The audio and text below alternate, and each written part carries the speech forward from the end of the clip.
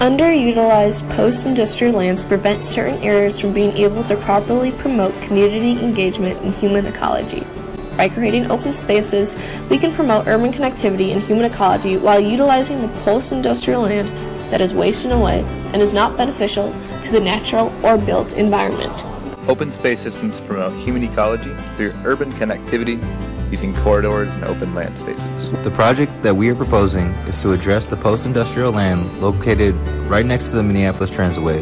We want to create an open space system that promotes community engagement, physical health, and creates more foot traffic through the area. There's a transitway that is underutilized, as well as a baseball field and some community gardens.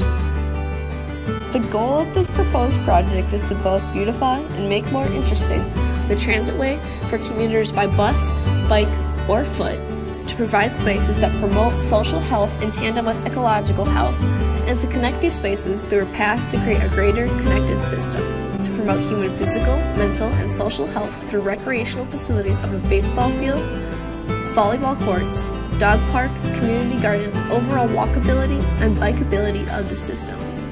Encouraging human health in connection to ecological health strengthens human ecology and general respect and concern for the environment and sustainability as it gains value.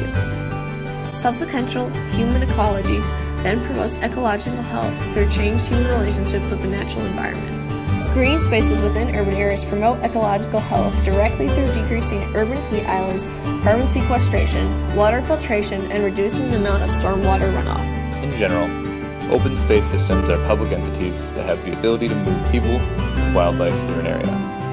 A few examples of open space systems would be places such as Central Park in New York City, the Commons in downtown Minneapolis, and the Duisburg Nord Landscape Park in Germany.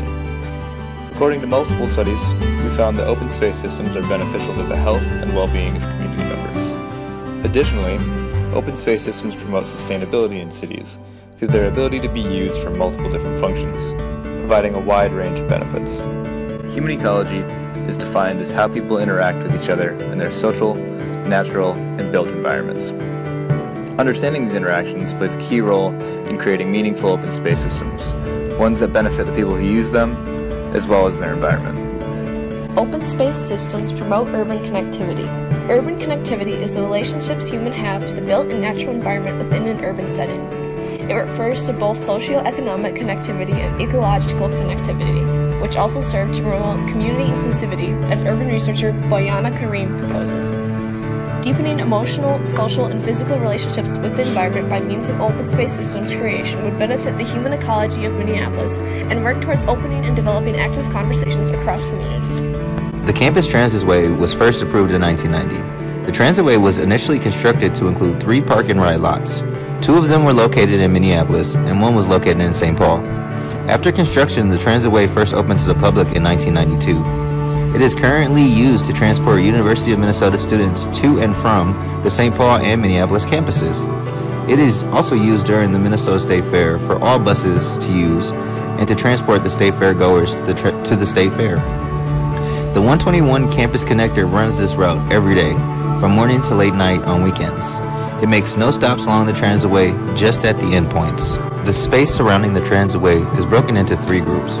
There is the industrial land that is currently not in use, there are apartments across the street, and there are small businesses. There is also a garden near Prospect Park and a huge open field that sits between 44 North Apartments and the Jefferson Berry Apartments. Our design for the area contains a couple of sections. First up are the abandoned grain elevators.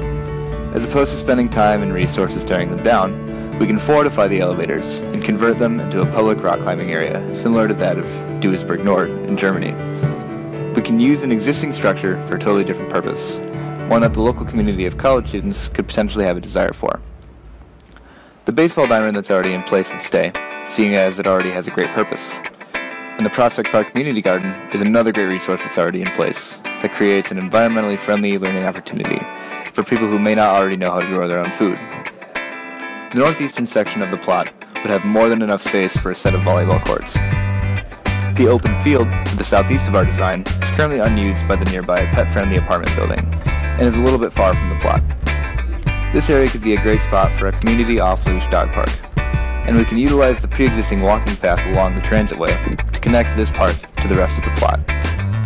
The current Harris Machinery buildings could be repurposed into rec buildings, allowing people to use the bathroom and rent rock climbing or sports equipment.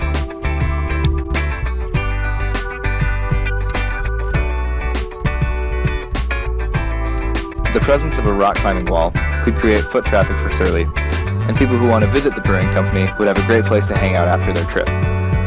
This interaction could benefit both parties. Additionally, the land between each section of our design can be filled with prairie grass, which provides low-maintenance drainage for the area that also functions as a habitat for animals while promoting a healthy environment. Finally, though our design was tailored to the surrounding area around it, many of the concepts we employed could be applied to similar abandoned industrial lands across the globe. Acknowledging many abandoned industrial sites may be Superfund sites or otherwise unsafe for immediate reuse. With the right developer, community interests, and political backing, a project can get off the ground and overall provide for a community economically, socially, and environmentally. Being a very liberal, community-oriented, and green-oriented city, Minneapolis is within the capability to execute similar projects.